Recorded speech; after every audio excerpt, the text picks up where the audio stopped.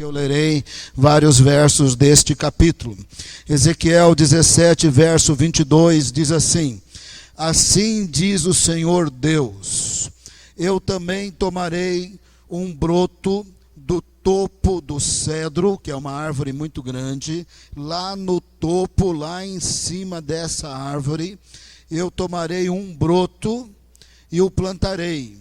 Ele é o principal, do principal dos seus renovos, do principal dos seus brotos, dos seus ramos, cortarei o principal, o mais tenro, e eu plantarei sobre um monte alto e sublime. Plantarei no monte, verso 23, no monte alto de Israel o plantarei. Esse broto vai pegar, vai crescer, vai se tornar uma grande árvore, um cedro, produzirá ramos, dará fruto e se fará um cedro excelente. Habitarão debaixo dele aves de toda sorte, de toda espécie, à sombra dos seus ramos habitarão. Assim saberão todas as árvores do campo que eu, Senhor, abati a árvore alta, elevei a árvore baixa, sequei a árvore verde e fiz reverdecer ou brotar ou ter vida novamente a árvore seca. Eu, Senhor, o disse e eu farei. Essa é uma promessa que o Senhor fez. Eu falarei de como que o Senhor cumpriu essa promessa e ela faz sentido nas nossas vidas. Por isso que nós estamos aqui na igreja hoje. Para você entender essa promessa, você precisa entender o contexto da promessa. E o contexto da promessa foi uma palavra que Deus mandou para o reino de Judá, no 6º ano do reinado do rei Zedequias, quando o profeta Ezequiel já era escravo lá na terra da Babilônia. Então, no 6º ano do reinado do rei Zedequias, o Senhor propôs um enigma para o reino de Judá, e esse é o contexto da promessa.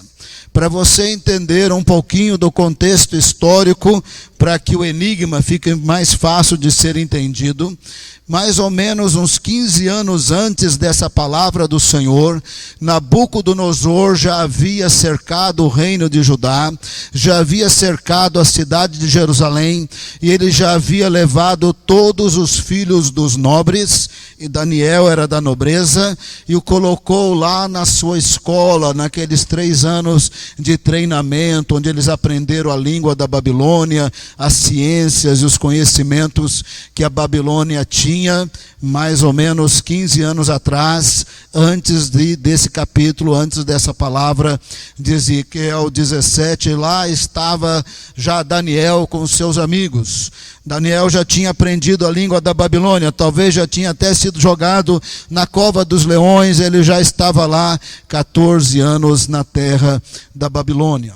8 anos depois de Nabucodonosor ter levado Daniel, morreu o rei Jeoaquim. O rei Jeoaquim morreu. Ele inicialmente, naquela hora que Nabucodonosor levou os filhos da nobreza, levou todos os objetos de ouro, de prata do templo de Jerusalém, naquela hora Jeoaquim estava mais ou menos submisso a Nabucodonosor, mas logo ele se rebelou e ficou em rebelião durante 8 anos.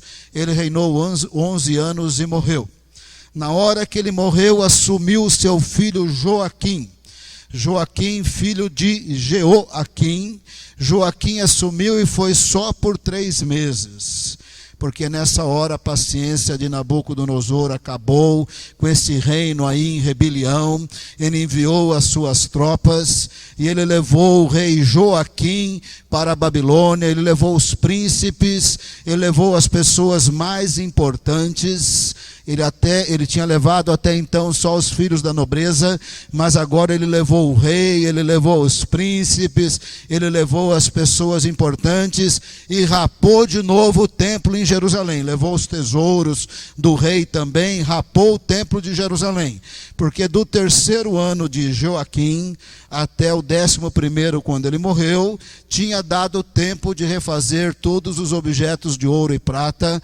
Então, no 3º mês do reinado reinado de Joaquim, Nabucodonosor fez uma leva no templo outra vez, fez uma rapa no templo outra vez, levou outra vez todos os objetos de ouro, de prata, só que agora ele levou o rei também, ele levou os príncipes também, levou as pessoas mais importantes lá para a Babilônia. E uma coisa que ele fez em seguida, ele pegou alguém que não estava na linha de sucessão, mas era da família real, e o nomeou rei.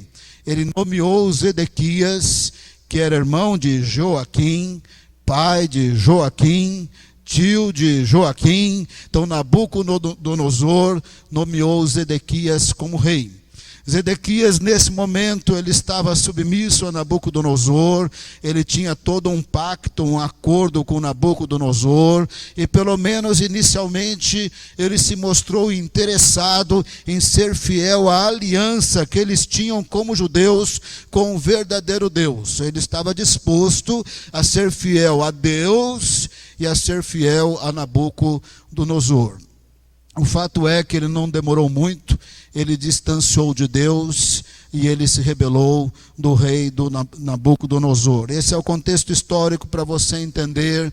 Deixe-me falar o enigma, eu vou explicar o enigma, eu vou ler o enigma e vou ler a explicação do enigma, de tal maneira que não será mais enigma para você a partir dessa noite, porque tudo será revelado nesta noite. Você saberá tudo sobre o enigma para você entender a promessa que eu li e que no momento você ainda não sabe.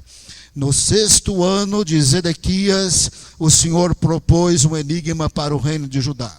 E o enigma era esse.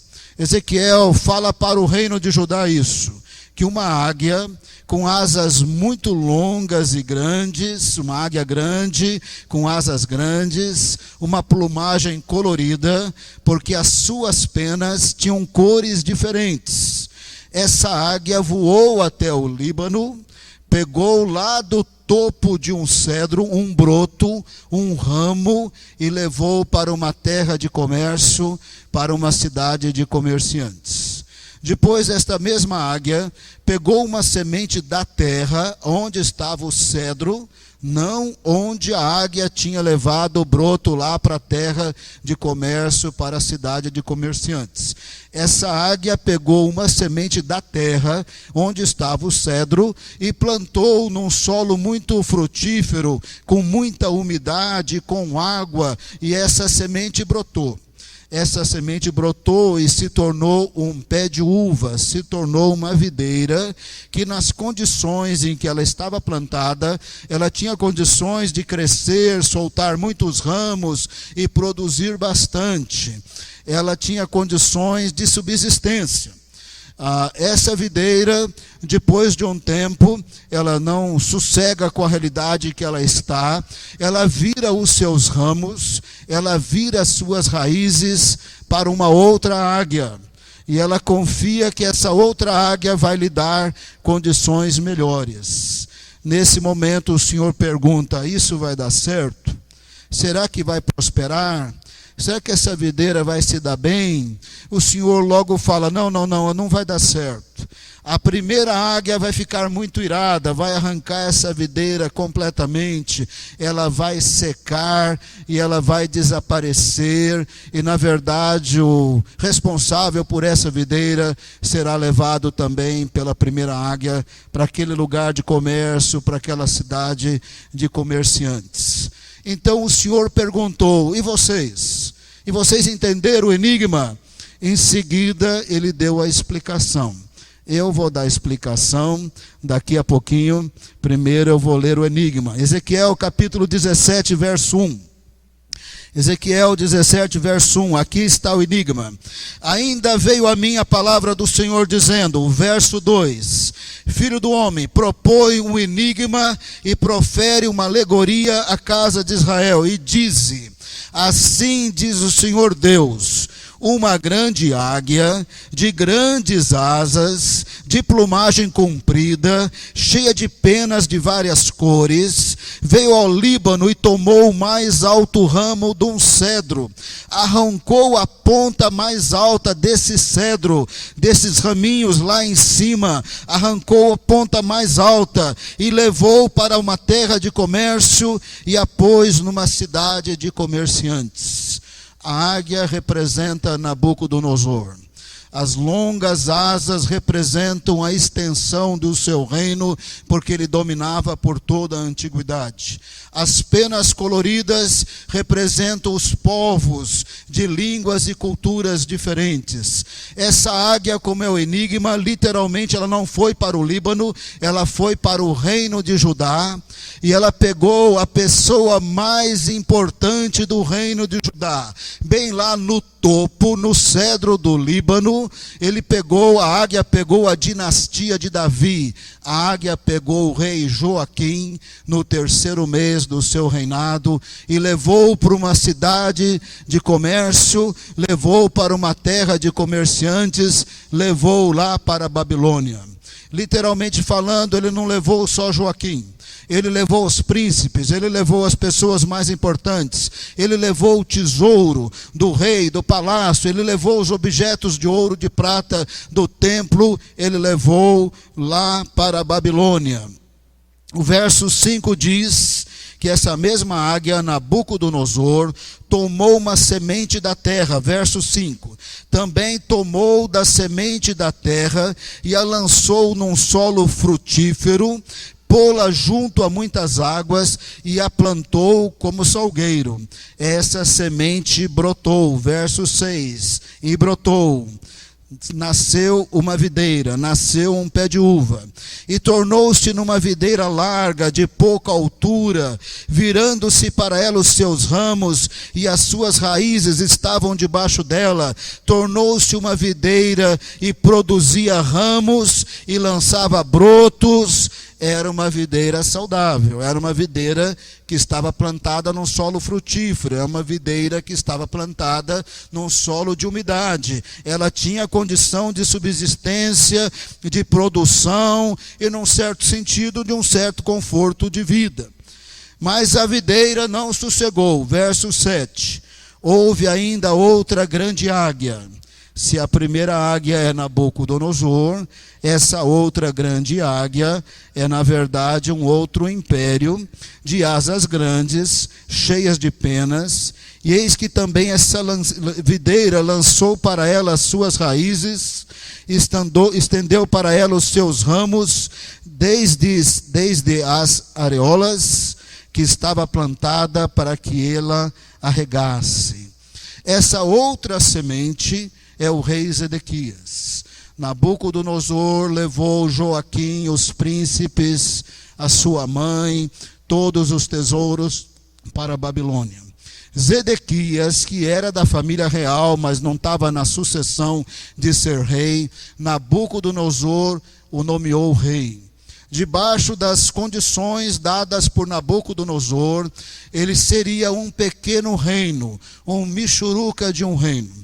Se o rei de Joaquim era representado por um grande cedro, o reino de Zedequias era representado por uma videira baixinha, de pouca estatura, até larga, produzia ramos, dava frutos, mas ela era baixinha, um michuruquinha de um reino, mas que tinha condições de subsistência. Nesse acordo que tinha com Nabucodonosor, e porque num dado momento Zedequias se dispôs a ser temente a Deus. Mas Zedequias não se aguentou, ele virou os ramos da sua videira, a raiz da sua videira, ou seja, ele virou o seu reino para o Egito, para uma outra águia, achando que com isso ele ia se dar melhor.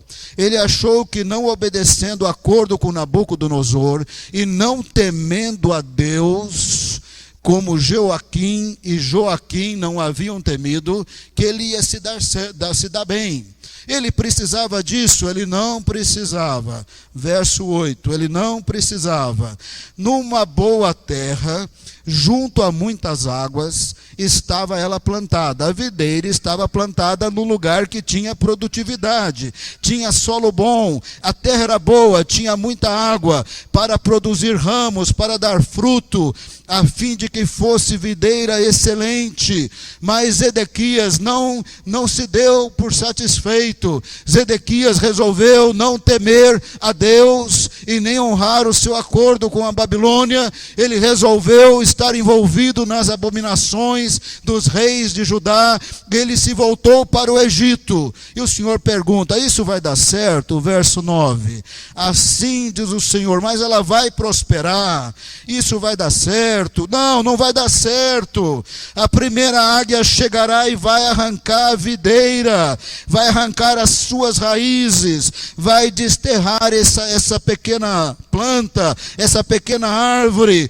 Esse reinozinho michuruca de nada, perto da Babilônia, vai ser arrancado, vai ser desterrado.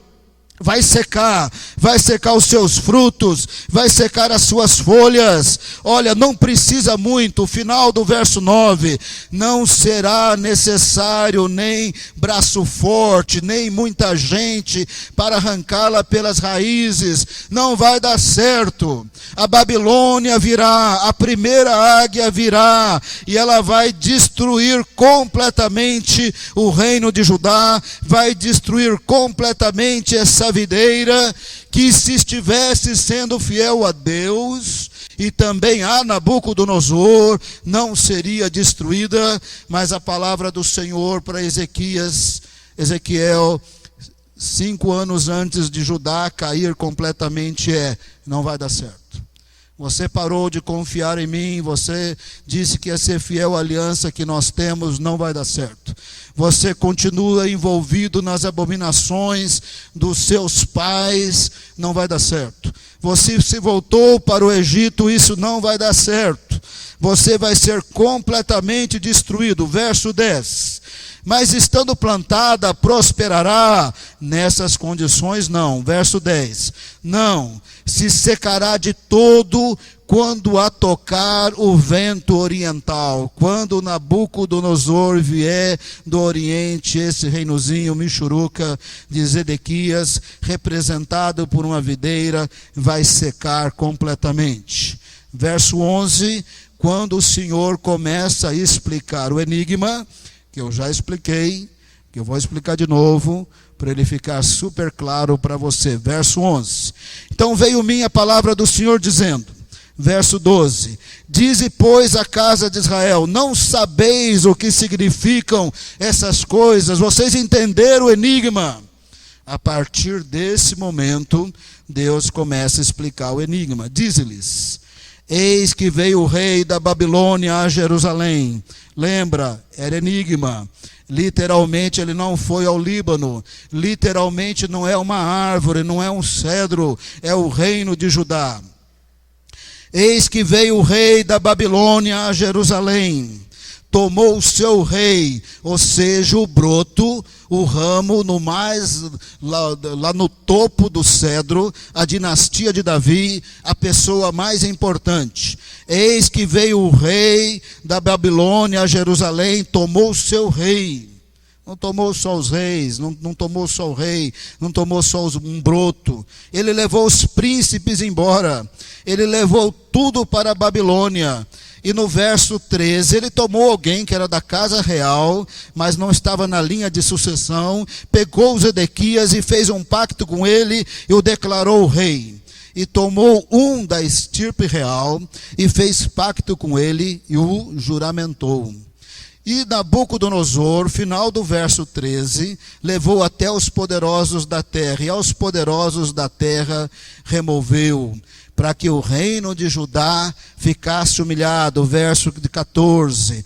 O reino de Judá estava totalmente saqueado.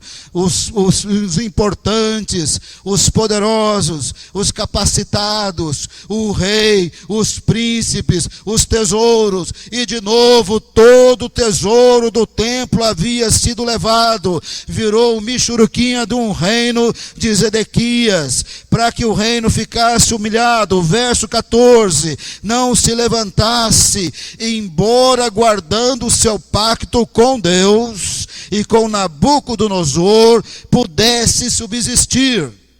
Mas Zedequias, mesmo debaixo do juízo de Deus, mesmo tendo visto os filhos dos nobres irem para o exílio da Babilônia, como Jeremias profetizava naqueles dias, mesmo vendo a queda de Joaquim, ele se rebelou, e nós estamos aqui no 6º ano do reinado do rei Zedequias. Verso 15, ele se rebelou. Mas ele se rebelou contra o rei da Babilônia. Ele enviou os seus embaixadores ao Egito, a outra águia, para que se lhe mandassem cavalos e muita gente. E Deus pergunta de novo, mas ele vai prosperar? Ele vai escapar? Será que vai dar certo? Ele está quebrando aliança comigo, ele está quebrando aliança com Nabucodonosor. Isso vai dar certo? Não vai dar certo. Verso 16 diz que ele será levado para a Babilônia e lá ele morrerá, mas será bem mais grave do que isso. Verso 16, como eu vivo, diz o Senhor Deus, no lugar em que habita o rei Nabucodonosor, na Babilônia, que o fez reinar, cujo juramento desprezou, quando Nabucodonosor o declarou rei, Zedequias rei, e cujo pacto quebrou, sim com ele, no meio da Babilônia, certamente morrerá. O Senhor mesmo faz a pergunta várias vezes, e várias vezes ele fala, mas isso vai dar certo? Será que dá certo ser desobediente? Será que dá certo quebrar aliança comigo? Será que dá certo, tendo a possibilidade, debaixo do juízo de Deus, de ser um michuruca de um reino, mas subsistir? Mas mesmo nessa situação de juízo, de distância de Deus, ele ainda tinha força, ele ainda tinha rebeldia, desobediência para se afastar de Deus. E Deus pergunta várias vezes, mas isso vai dar certo? O Senhor mesmo fala, não vai dar certo. Não vai dar certo de jeito nenhum. Isso não vai dar certo. Ele vai ser levado para a Babilônia e lá ele vai morrer. E o verso 17 diz, na hora que a coisa complicar, não lhe prestará Faraó ajuda em guerra. Ele se voltou para outra águia, mas não vai dar certo. Faraó não vai prestar ajuda nenhuma, nem com o seu grande exército, nem com a sua companhia numerosa. Quando Nabucodonosor levantar trincheiras, quando Zedequias, e quando eles edificarem baluartes, fortalezas, para destruir o reino de Judá, Faraó não vai fazer nada. Faraó não vai fazer nada, porque a mão de Deus estava contra Zedequias. Verso 18, porque ele desprezou o juramento, ele quebrou o pacto, ele deu a sua mão fazendo acordo, mas contudo ele desobedeceu, ele não temeu, nem o que ele concordou com Nabucodonosor, nem Deus, ele não escapará. Verso 18, no finalzinho, Zedequias não vai escapar. Verso 19, portanto assim diz o Senhor Deus, vivo eu, que o meu juramento que Zedequias desprezou, e o meu pacto que violou, isso farei recair sobre a sua cabeça. Estenderei sobre ele a minha rede, e ficará preso no meu laço, eu o levarei à Babilônia. E ali entrarei em juízo com ele, por causa da traição que cometeu contra mim. E a fina flor das suas tropas cairá a espada, e os que restarem serão espalhados a todos os ventos, e sabereis que eu, o Senhor, o disse. 5 anos antes da Babilônia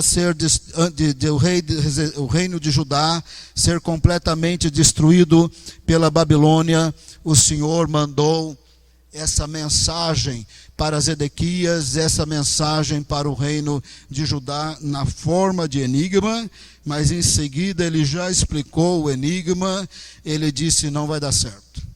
Você quebrou o juramento contra Nabucodonosor e você tem resolvido viver uma vida de abominações e desobediência contra mim, não vai dar certo. 5 anos depois, a Babilônia fez isso. Na verdade, começou 4 anos antes.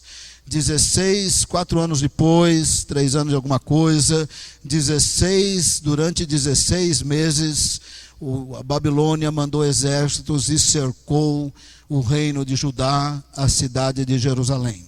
Esses impérios antigos faziam assim, eles cercavam sem pressa nenhuma. Ninguém entra, ninguém sai, a comida acaba lá dentro, eles começam a passar fome, desesperariam, fariam algum acordo, se entregariam sem guerra nenhuma, se tornariam escravos. Aí o grande império vinha, rapava todos os tesouros e impunha sobre o rei dominado impostos para pagar, para que eles não fossem mortos, não fossem destruídos. Durante 16 meses, os exércitos da Babilônia cercaram o reino de Judá, cercaram Jerusalém, cercaram Zedequias, para passar fome, para passar dificuldade. Foi horrível, foi difícil. Tem partes da Bíblia difíceis de lermos, de tão horríveis e terríveis que são. O livro de Lamentações de Jeremias disse que conforme os filhos morriam de fome, no desespero eles comiam os filhos, que era a única coisa que tinham para comer. Durou 16 meses, eles não se entregavam, até que numa determinada noite deu desespero, e aqueles soldados passando fome, enfraquecidos, que andaram comendo seus filhos, porque se distanciaram de Deus, numa certa noite dá um desespero, e eles falam, vamos fugir. Eles saem para um lado, o rei Zedequias com seus filhos sai para o outro lado, e os exércitos da Babilônia vão atrás deles, matam vários, escravizam outros, matam os 2 filhos de Zedequias degolados na frente do rei Zedequias, furam os olhos do rei Zedequias, deixam Zedequias completamente cego e levam Zedequias lá para a Babilônia, exatamente como o Senhor falou. O Senhor disse, será que vai escapar? Será que vai prosperar nessa infidelidade para com Nabucodonosor, tendo se tornado rei, porque o imperador deixou, nessa infidelidade, quebrando o juramento e aliança que Judá tem comigo, que Israel tem comigo? Será que vai dar certo? Não, não vai dar certo. Ele vai para a Babilônia, a videirazinha vai ser arrancada com raiz e tudo, esse reino de Judá vai secar, vai embora. Desse jeito não dá certo, não prospera, não me teme, não dá certo. O fato é que o cerco da Babilônia e a queda de Jerusalém foi com muito sofrimento, com muita fome, com muitas crueldades, porque quando esses soldados chegavam matando, estuprando, era uma coisa horrível, horrorosa, e assim caiu o reino de Judá. A ira da Babilônia era tão grande que queimou todas as casas. A ira da Babilônia era tão grande que rapou outra vez todos os tesouros do templo, porque depois de 11 anos de Zedequias, tinha dado tempo de fazer os objetos tudo de novo. Pela 3ª vez a Babilônia rapa o templo, completamente destrói tudo, não sobra nada. Se você estivesse naqueles dias, você pensaria assim, você estaria deprimido. Você teria acabado de passar por uma guerra com muita fome, muita morte. O seu rei tinha virado escravo, os seus príncipes tinham virado escravos, as pessoas mais importantes tinham virado escravos. Daniel já estava lá há 20 anos, agora na Babilônia, eu acho que já era até governador do império. Você estaria muito triste se você morasse naqueles dias no reino de Judá. E a coisa mais horrível e terrível que você pensaria assim, acabou o reino de Judá. acabou a dinastia de Davi, acabou a monarquia, nós não temos mais território, nós não temos mais governo, nós não temos mais rei, nós não temos mais a monarquia na dinastia de Davi, acabou, viramos escravos. Nessa hora que parecia tão difícil, tão complicado, havia um contexto histórico, profético, que o Senhor havia dito, mas da descendência de Davi sempre terá um rei. Da descendência de Davi eu enviarei o Eterno, que se tornará homem, fisicamente mortal, mas para morrer pelos nossos pecados, mas porque ele é o Eterno, a morte não venceria, nem o pecado, nem a morte, ele ressuscitaria no terceiro dia, para ser eternamente rei, na linhagem de Davi. Quando não parecia que tinha mais esperança, não parecia que tinha mais jeito, então o Senhor falou, Ezequiel 17, verso 22, eu também tomarei um broto, um ramo, lá do topo do cedro, lá da dinastia de Davi, eu vou pegar ele é o principal, ele é o mais tenro, ele é o melhor, é o Filho de Deus, que nasceria da tribo de Judá, da descendência de Davi, na cidade de Davi. Deus falou pelo profeta Isaías, ele nascerá de uma virgem, e ele nascerá em Belém da Judeia, na cidade do rei Davi. Eu também tomarei um broto, e ele também nascerá, eu o plantarei no monte alto e sublime, verso 23, no monte alto de Israel o plantarei, e ele produzirá ramos e dará fruto, será um cedro excelente, habitarão nele, e através dele, aves de toda sorte, na verdade, pessoas de todas as línguas, de todas as culturas e de todos os povos. Aqui o Senhor estava falando em linguagem figurada, Jesus nascerá. Do topo do cedro do Líbano, da dinastia de Davi, nesse momento que não tem mais monarquia, mas não será sempre assim. O prometido rei virá, o filho de Davi virá, ele nascerá em Israel, ele será da tribo de Judá, da família de Davi, e nascerá na cidade de Davi. E quando ele nascer, eu estarei plantando o broto prometido em Ezequiel 17, 22. Eu estarei enviando o Messias da linhagem de Davi para ser rei e reinar por todo o tempo. Aqui na linguagem enigmática, os reinos da terra, tirando Nabucodonosor e o império também do Egito, eles são representados por plantas. Quando Judá estava bem, era um cedro. Quando Judá era um michuruquinha de um reino, ele era uma videira.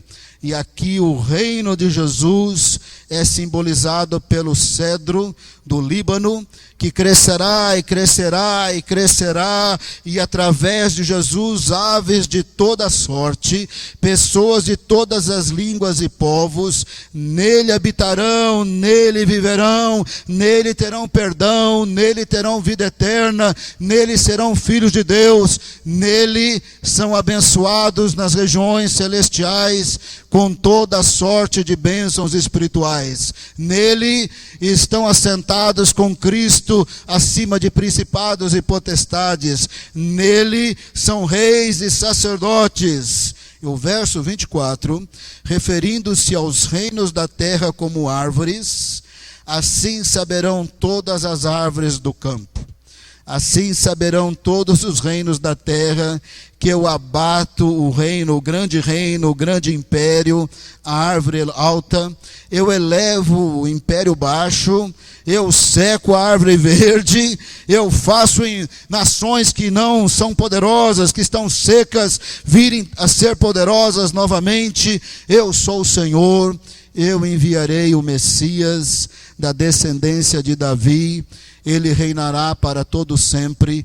Ele é o broto principal, o ramo principal de todos os descendentes de Davi que poderiam ser qualificados reis, porque ele é a própria encarnação do Filho de Deus. Ele virá, ele nascerá, o seu reino crescerá, na verdade atingirá toda a terra, e ele salvará pessoas de todas as culturas, aqui representados pelas aves do céu. Então Jesus nasceu. Ele nasceu em Belém, da Judéia. Não havia lugar para eles se instalarem, então eles ficaram numa manjedoura. Diz o texto bíblico que ele foi enrolado em panos, e ficou ali na manjedoura até aparecer vaga, até finalmente eles terem uma casa. Até depois de semanas e meses, chegam os magos do Oriente, ele já está numa casa, até então que ele tem que ir para o Egito, porque Herodes queria matá-lo. Então ele nasceu. O Senhor pegou um broto, um raminho do cedro, do topo do cedro do Líbano, da dinastia de Davi, e lá nasceu Jesus. Ele é filho de Davi, pela linhagem de José, porque ele é oficialmente adotado por José. Ele é filho de Davi, biologicamente falando, por Maria. Por isso tem duas genealogias na Bíblia, uma em Lucas, em outra em Mateus, porque ele é filho de Davi por parte de pai e por parte de mãe. E ele nasceu. Lá estava o Senhor. Sem que a gente entenda todas as coisas, um anjo do Senhor apareceu para pastores que estavam no campo. Não sabemos nada desses pastores e eu morro de curiosidade. O que esses pastores conversavam na madrugada? Será que enquanto eles cuidavam do seu rebanho, tomando conta por causa de ladrões e também levando para pastar o que seria mais ou menos a primavera, março ou abril, quando Jesus deve ter nascido, porque os rebanhos estavam pastoreando à noite, no inverno isso não era possível. Lá estavam os pastores. O que é que eles conversavam? Será que eles eram tementes a Deus? Será que eles oravam? Será que eles louvavam a Deus? Não sabemos. Será que eles conversavam sobre as dificuldades de serem dominados pelo Império Romano? Não sabemos. Será que eles falavam da vinda do Messias e quando ele nasceria? Nós não sabemos. Sabemos que eles eram pobres. Sabemos que eles não eram importantes. E um anjo apareceu para eles. Lucas 2, verso 9, abre a sua Bíblia. O broto mais importante, o principal, o mais tenro da linhagem de Davi, do topo do cedro, estava sendo plantado pelo Senhor em Israel. Da tribo de Judá, da família de Davi, na cidade de Davi, o broto estava sendo plantado.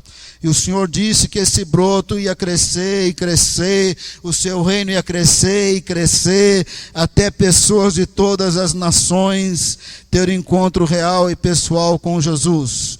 Lucas 2, verso 9, um anjo aparece para os pastores e diz: e um anjo do Senhor desceu aonde eles estavam, e a glória do Senhor brilhou ao redor deles, ao redor dos pastores, ficaram tomados de grande temor. Verso 10, o anjo, porém, lhes disse: não temais, eis que vos trago boa nova de grande alegria, que será para todo o povo. Verso 11, é que hoje nasceu na cidade de Davi, nasceu o Salvador, nasceu o Cristo, nasceu o Senhor, e isso será o sinal: encontrareis uma criança envolta em faixas, deitada em uma manjedoura. É Ele, o Cristo, o Messias, o Salvador, o Senhor. Ele nasceu. Deus plantou o broto do topo do cedro do Líbano, como ele disse. Isso é Natal, meu irmão. Isso que é Natal. Deus é fiel. Às vezes eu não entendo. Os crentes falam, eu não vou celebrar Natal. Natal é uma festa pagã. Meu Deus, de onde eles tiraram isso? Tem práticas no Natal que vêm desse cristianismo nominal, histórico num certo sentido, romano no outro sentido, que realmente lá no passado tem aspectos de paganismo. Claro que nós não queremos celebrar o Natal assim. Mas falar que Natal não é festa cristã, não se alegrar que Jesus nasceu, que o topo do broto do cedro do Líbano, o principal, o mais tenro, o Deus forte, o Pai da eternidade, o príncipe da paz, nasceu de uma virgem na cidade de Davi, o Messias, o Cristo, o Salvador, o Senhor. Não querer celebrar isso e falar é festa pagã, eu pergunto, que Bíblia os crentes estão lendo? Jesus nasceu porque Deus disse que ele ia nascer. Deus disse que ele ia nascer de uma virgem. Deus disse que o verbo ia se fazer carne, ele ia habitar entre nós. Deus disse que ia ser da tribo de Judá. Deus disse que é da linhagem de Davi para ser rei eternamente, Senhor, Salvador, o Messias. Deus disse pelo profeta Miqueias, e é na cidade de Davi que ele vai nascer. E os crentes falam, essa é uma festa pagã, o que tem de pagão aí? Deus falou, Deus cumpriu, ele tinha que ser homem para morrer por nós, ser traspassado pelas nossas transgressões e moído pelas nossas iniquidades. Não sei que tanta crise crente tem com o Natal, nós não sabemos o dia que ele nasceu, não foi dia 25, e nós nunca saberemos. O importante não é o dia que ele nasceu, o importante é que o verbo se fez carne e habitou entre nós, morreu naquela cruz, venceu, está vivo, é rei, o Senhor, e o seu reino vai crescendo como a semente de mostarda. Ezequiel 17, vai crescendo como o cedro do Líbano, vai crescendo, vai atingir todos os povos, todas as línguas, todas as nações, toda sorte de aves, toda sorte de pessoas, toda sorte de línguas e culturas, ele salvará. O anjo disse lá, vou falar uma coisa para você, você me perdoa, tá? Tem crente que fala para mim que viu um anjo, eu não acredito. Todo mundo que vê anjo da Bíblia morre de medo. Eu acabei de ler isso aqui, apareceu o anjo, eles morreram de medo. Fala, mas você teve medo? Não tive medo, então você não viu anjo. Porque toda vez que aparece anjo na Bíblia, brilha e todo mundo morre de medo. O que é um fantasma? Está de branco? O que é? Na Bíblia está todo mundo com medo de ver anjo. O anjo aparece e todo mundo treme. Então o anjo apareceu, os pastores tremeram.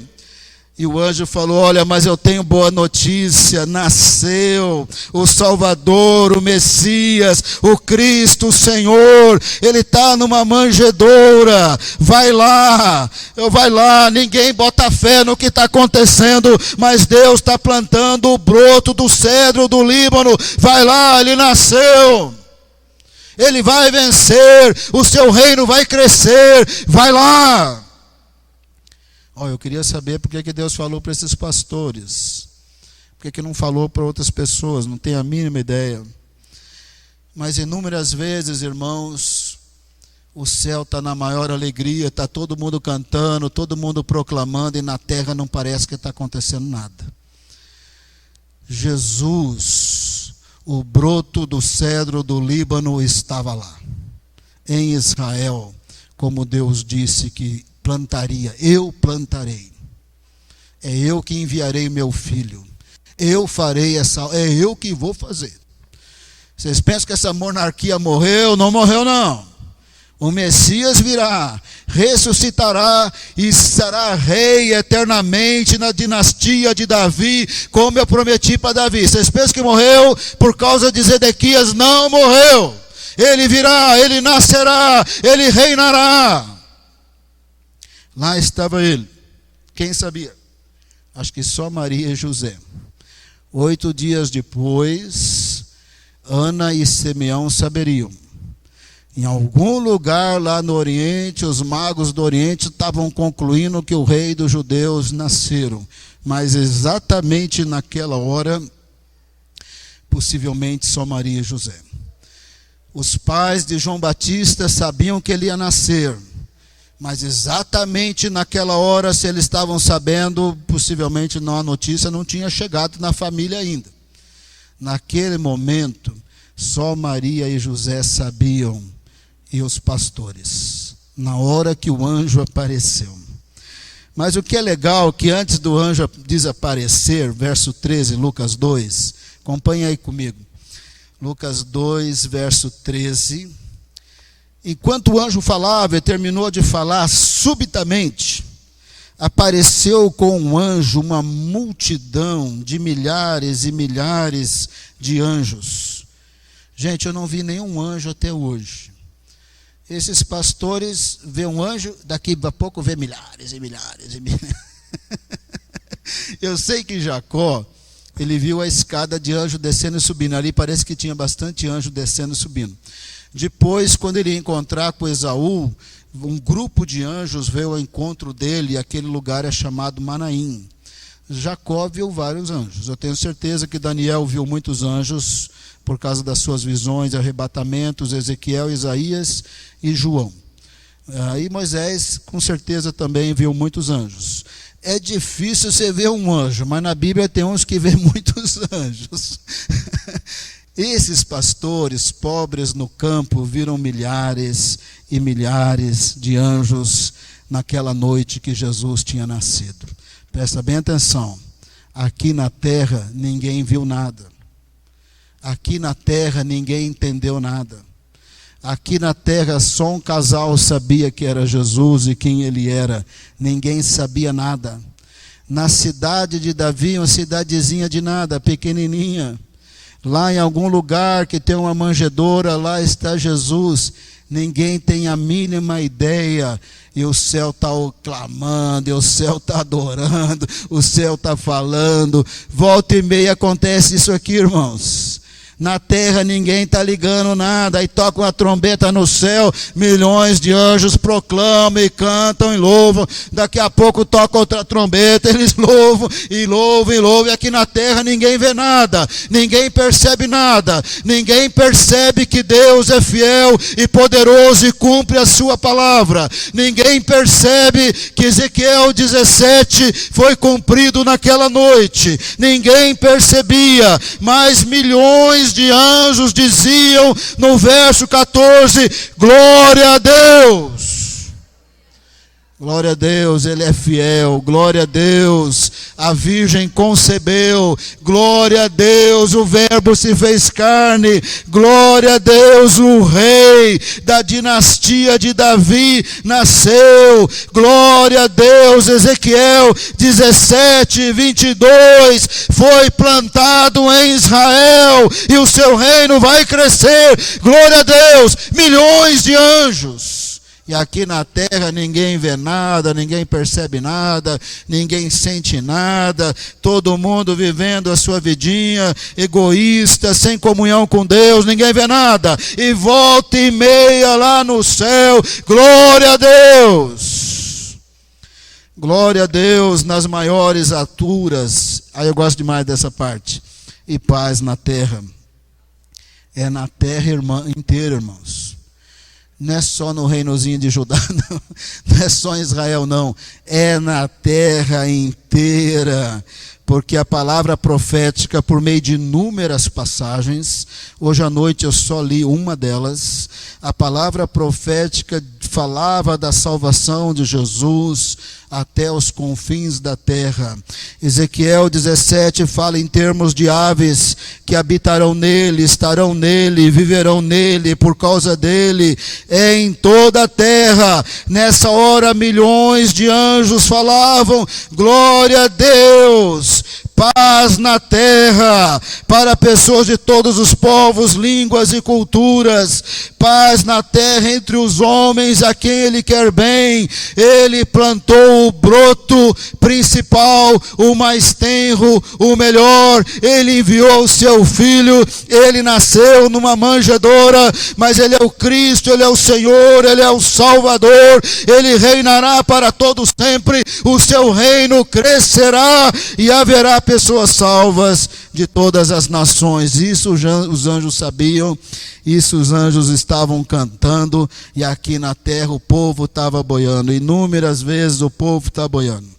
Inúmeras vezes o povo não sabe, não entende o que Deus está fazendo. Inúmeras vezes o povo não quer nem ler a Bíblia, não quer nem orar, não quer nem buscar Deus, não conhece as coisas de Deus.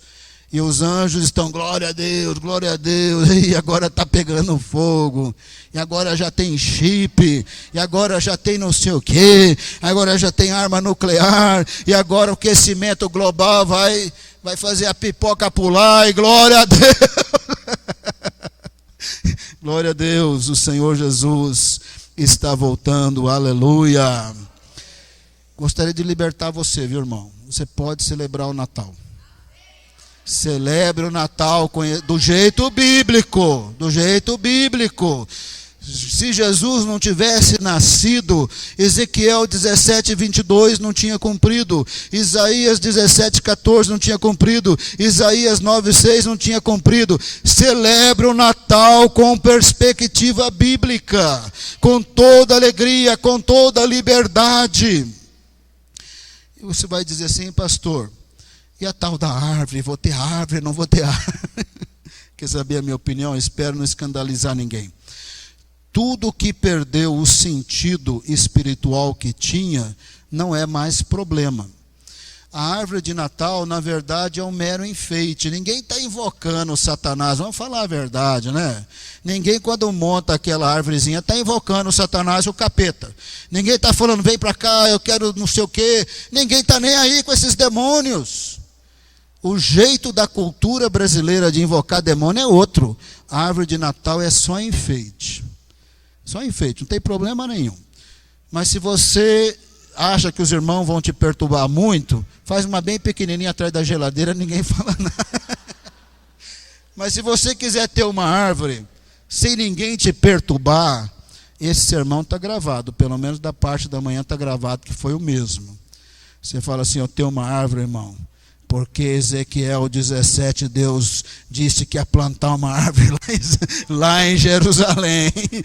E o broto é Jesus, bem aqui no topo é Jesus. Deus é fiel. E o seu reino vai crescer. E pessoas de todas as nações vão se converter.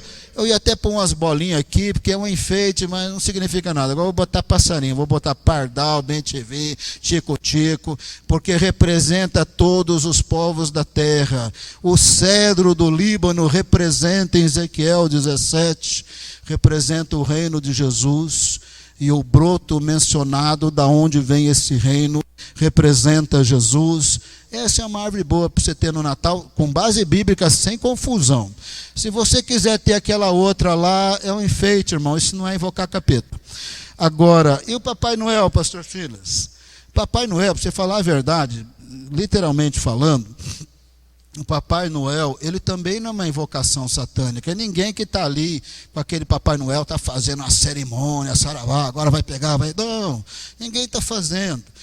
Mas porque ele tem uma origem no santo, isso faz muito mal-estar em muitas pessoas, a gente não aconselha esse negócio de Papai Noel, porque dá muita confusão por aí afora. Em si, até não seria um grande problema, porque naquele momento, naquela hora, ninguém está olhando para o Papai Noel como um mediador entre Deus e os homens. Eu vou fazer uma promessa para ele. Não tem esse sentido espiritual, mas para evitar confusão com os irmãos, tira o Papai Noel da jogada. A árvore em si não tem nenhum problema, mas se alguém vai te perturbar, se arruma um cedro do Líbano e prega Ezequiel 17, essa árvore aqui é o cedro do Líbano, ele é o meu Natal. Jesus é esse broto e o seu reino está crescendo. Você vai poder ter sua arvorezinha sem problema, sem dor de cabeça. Papai Noel, não aconselho, eu nem gosto muito dele. Quando eu era pequenininho, eu mandei uma cartinha para ele. Gastei papel, gastei selo, gastei tudo. Pus o sapatinho na janela, ele passou, não deixou presente nenhum, levou meu sapatinho embora. Então eu não gosto muito dele, não é de hoje que eu não gosto. Mas deixando aquilo que incomoda, e o que mais incomoda é a parte comercial do Natal, não é? É transformar num consumismo, isso incomoda. O próprio Papai Noel não é assim tão confortável para os crentes em geral, por estar ligado a um santo, isso também não é bom. Mas não fique constrangido quanto a celebrar Natal no dia 25 de dezembro, só porque ele não nasceu 25 de dezembro, ele nasceu em algum momento em março e em abril, por causa que os pastores estavam pastoreando na noite, na madrugada, quando não estava inverno, quando era primavera, quando mais ou menos eles tinham essa prática. O dia não é importante. O importante, como o anjo falou, o Salvador, o Messias, o Rei, o Senhor, na cidade de Davi, ele nasceu. Os primeiros a saber de Jesus, depois Maria e José, foi esses pastores, e eles ouviram milhares de anjos cantando. Mas que coisa maravilhosa. Bom, isso é o nosso Natal, tá bom, irmão? Jesus é o nosso Natal, ele é o broto do cedro do Líbano, foi plantado em Israel, já 20 séculos se passaram, está mais para Jesus voltar agora do que estava, e o seu reino está crescendo e pessoas de todas as nações estão se convertendo. A gente pode ficar em pé e orar. Sabe o que a gente pode fazer? Agradecer que Deus foi fiel e enviou Jesus. Agradecer que Deus cumpriu Ezequiel 17, 22. Agradecer que Jesus suplantará todos os reinos da terra. É o Senhor que abate a árvore elevada, eleva a pequena, faz a verde ficar seca, faz a seca ficar verde. Ele é o Senhor. Ele reina sobre todos os reinos da terra. Ele é o Senhor e Jesus é o nosso Natal. Ele é o nosso Rei, o nosso Senhor. O seu reino está crescendo. Aves, pessoas de todos os tipos, de todas as línguas, de todas as culturas estão se convertendo. No Natal a gente devia ficar alegre, porque Deus é fiel e cumpre a sua palavra. O Messias veio, o Salvador veio, e a sua salvação está sendo anunciada na terra. Deveríamos ficar alegres por causa de Jesus e por causa dos presentes do pernil também, não é verdade? Do piruzinho, ninguém vai ficar triste com o piruzinho, com os presentes, mas Natal deveria ser data alegre, porque o Senhor cumpriu a sua palavra. Eu gostaria que você pegasse alguém aí do lado. Eu não vou convidar todo mundo aqui para frente, vai ficar apertado. Aí, comece a orar, agradecer a Deus. Jesus, obrigado. O Senhor é o broto do topo do cedro do Líbano. O Senhor foi plantado, os anjos cantaram. Glória a Deus, glória a Deus. O Senhor é fiel. Paz na terra aos homens a quem o Senhor quer bem. Paz na terra, paz através do Messias, do Salvador, do Rei, do Senhor, aleluia. Agradece a Deus por Jesus, agradece a Deus porque Ele é o nosso Natal. Agradece a Deus pela fidelidade de Deus. Oh, faça com alegria, faça com desprendimento. No céu, volta e meia eles cantam. No céu, volta e meia eles proclamam. Aqui na terra a gente fica meio parado. Não fica parado. Ora, glorifica a Deus, reconhece a Deus, dá glória a Deus. Fala obrigado. Pai amado, obrigado pelo Senhor Jesus. Obrigado quando parecia que a monarquia ia acabar. O Senhor disse: não, não, eu vou cumprir a minha palavra. Da descendência de Davi virá um rei. Eu vou plantar um broto, o principal da dinastia de Davi.